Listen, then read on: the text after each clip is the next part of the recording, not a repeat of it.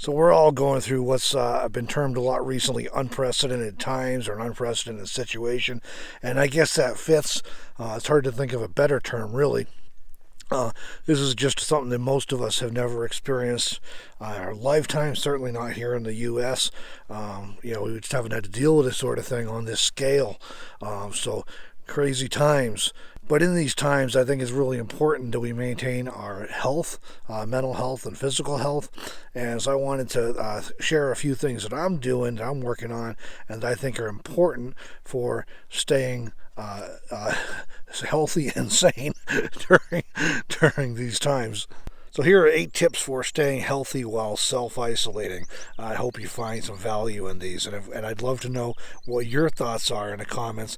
Let me know below what you're doing to try and stay healthy as well. The first up is spiritual practice. I know I have viewers from a wide range of religious backgrounds.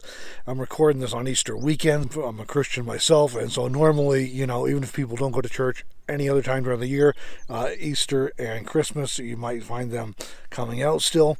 So, but obviously this year, nobody's going anywhere because we're all self-isolating at home. So we have to find other ways to do these things and to work on spiritual practices, spiritual disciplines. So, and for some people that's staying in touch one-on-one with people. For some it's prayer and meditation and reading scriptures and things at home.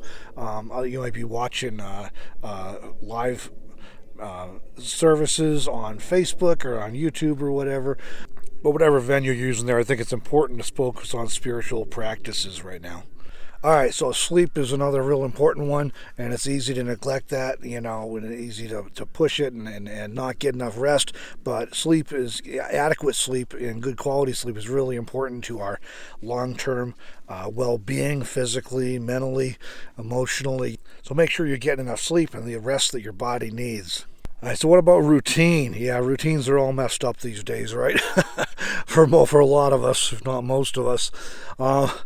But if they find you, if that's stressing you, a lot of people I've seen talking about that they're stressed because they don't have their normal routine or they don't have any routine, and so maybe you find value just in trying to create a new limited routine, a more scaled back routine that maybe is not the same as what you're normally doing, but hey, anything that makes it that helps, and if that kind of structure provides value, then maybe see how you can develop a routine that fits in with your current situation, even though it's mostly being at home self-isolating. Okay, so what about diet? This can be challenging because a lot of times these days you go to the grocery store and the shelves are bare. They look like old Mother Hubbard's cupboard, right? So it can be challenging to get the food we're used to getting or the food that we need, and so we may end up with things that we don't normally buy or that we don't really want to buy. But there's, to the extent possible, I think it's important to maintain a good diet and try and eat nutritious food, because the bottom line is this is not a time when we want to be letting our bodies down and failing to have adequate nutrition, right? We want our bodies as strong as they can possibly be right now. And on a related note, exercise. Now, depending on where you're at and everything, there may vary. I know all the gyms are closed and things like that, but even getting out for a walk, if you're able to do that, or maybe you have some equipment at home you can do. But I try and get out for a walk regularly. Ideally, I like to get out for a few walks a day. It doesn't always happen, but I think I'll be doing that a little more regularly again now that I'm back down here in the desert, as you can see behind me. I have nice scenery, at least anyways.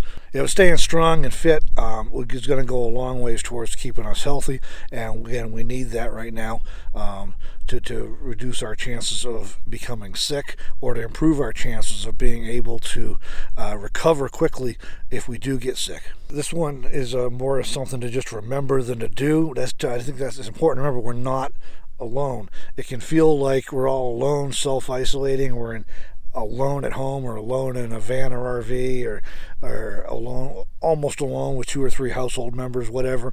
But the fact is, we're not really alone. We're all going through this together across the world, not even just across the U.S. here, even across the world.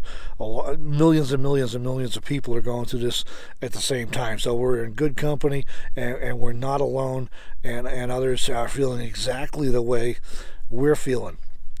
whatever stresses those are, there's other people feeling exactly the same thing. So we're in good company there, and we're not alone. All right, and this is a tip for what we might want to not do as much now. We might want to limit news and like Facebook and stuff. There have been plenty of studies recently by psychologists that demonstrate that the more time you spend on Facebook or the more time you spend watching the news, the worse you feel. And it's hard to watch the news anymore without getting a ton of bad stuff. I mean, and you know, so yeah, we want to be informed, and yeah, we want to make sure we know some of the highlights of what's going on, but maybe cut back on the news and on the time you spend on social media, unless you're using that time on social media for something positive, like connecting with people, But as far as just scrolling endlessly, it tends to just make us more depressed, and that's not something we need right now. And finally, for my 8th tip, I'm going to borrow this from another content creator, YouTube creator, Sean Cannell. And I saw him recently suggesting that this is a good time to try and focus on creating more than you consume. I think that's great, really fantastic. So whatever it is, your hobbies, you got crafts you like to do, you got some kind of project you like to work on, whatever it is, try and find some way to create more than you consume. That's a really positive outlet, and that's a really positive thing to be doing during these, while we're potentially struggling with the stress of self-isolation and being stuck inside.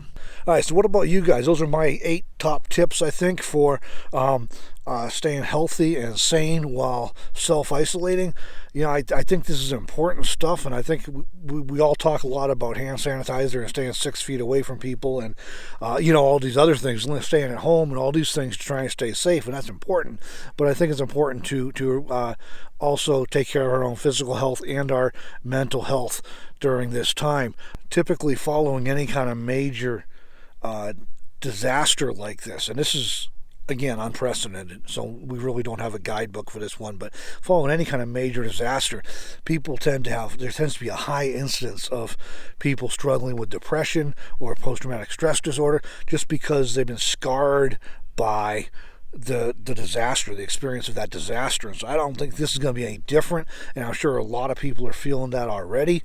So I think it's important that we do what we can to take care of ourselves. So I'd love to know, in addition to my 8 tips, what ones are you using, or what are you doing do you think is helpful during this time to try and stay healthy, safe, and sane?